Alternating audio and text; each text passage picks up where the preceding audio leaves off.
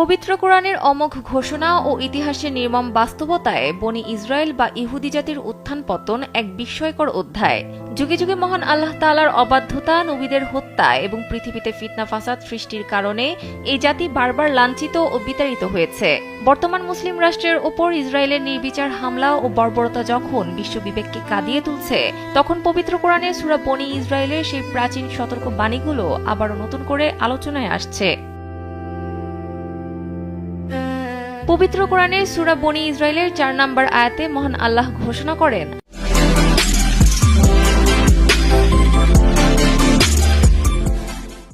আর আমি বনি ইসরায়েলকে জানিয়ে দিলাম যে তোমরা পৃথিবীতে দুবার বিপর্যয় সৃষ্টি করবে এবং তোমরা অতিশয় অহংকারী হয়ে উঠবে।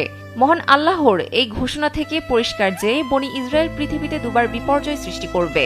প্রথমবার বনি ইসরায়েলের ক্ষমতাধর হয়েছে, আল্লাহর নবীদের হত্যা এবং বন্দী করার মতো ঘটনা ঘটিয়েছে। নবী শাহ আলাইহিসসালামকে হত্যা এবং আর্মি আলাইহিসসালামকে বন্দী করার ঘটনার বর্ণনা পাওয়া গেছে।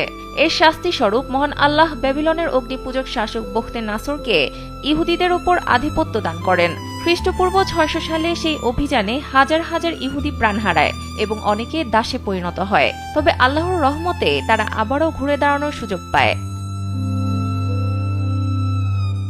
এই বিষয়ে সূরা বনি ইসরায়েলের ৬ নম্বর আয়াতে বলা হয়েছে, অতঃপর আমি তাদের বিরুদ্ধে তোমাদের জন্য যুদ্ধের পালা ঘুরিয়ে দিলাম, অর্থাৎ বিজয় দান করলাম, তোমাদের ধন সম্পদ সন্তান সন্ততি দ্বারা সাহায্য করলাম এবং তোমাদের করলাম সংখ্যা গরিষ্ঠ, অর্থাৎ বখতে নাসর জালুতের জুলুমের পর মহান আল্লাহ আবারও বনি ইসরায়েলকে ক্ষমতাধর করেন। এরপর আল্লাহ তাআলা তাদের সতর্ক করে বলেন, তোমরা সৎকর্ম করলে তা নিজেদের জন্য করবে, আর মন্দ কর্ম করলেও তাও নিজেদের জন্যই করবে। কিন্তু ক্ষমতার দম্ভে বনি ইসরায়েল আবারও আল্লাহর সতর্কবাণী ভুলে যায়। দ্বিতীয়বার যখন তারা জমিনে ফাসাদ ও অবাধ্যতায় লিপ্ত হয়, তখন তাদের উপর নেমে আসে রোমান সম্রাট টিটাসের অবর্ণনীয় জুলুম।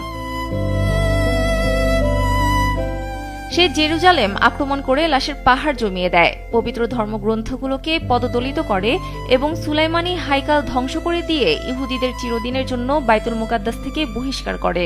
এটি ছিল তাদের নিজ হাতের কামাই করা পাপাচারের শাস্তি। এরপরও আল্লাহ তাআলা বনি ইসরায়েলকে অনুগ্রহ করেন।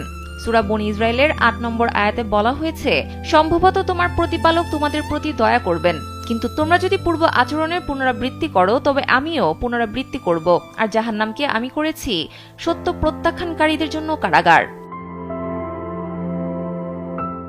সেই হিসাবে ইতিহাস ও বর্তমানের প্রেক্ষাপট বিশ্লেষণ করলে দেখা যায়, ইহুদিরা আজও